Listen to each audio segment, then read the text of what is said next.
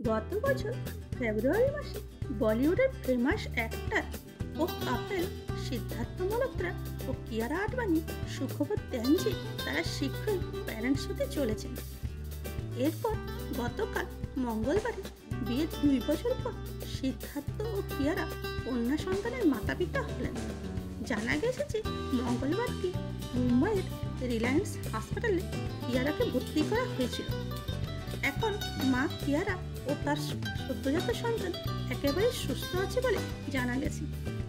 তবে কিয়ারার ডেলিভারির ডেট ছিল আগস্টে, কিন্তু তার আগে 15 জুলাই কিয়ারা কন্যা সন্তানের জন্ম দেন।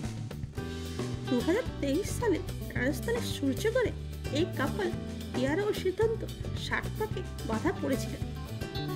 যাই হোক, মিডিয়ার তথ্য অনুসারে কিয়ারা ও সিদ্ধার্থ তাদের বাড়িতে তাদের একমাত্র মেয়ের গ্র্যান্ড ওয়েলকামের জন্য ব্যস্ত হয়ে পড়েছেন।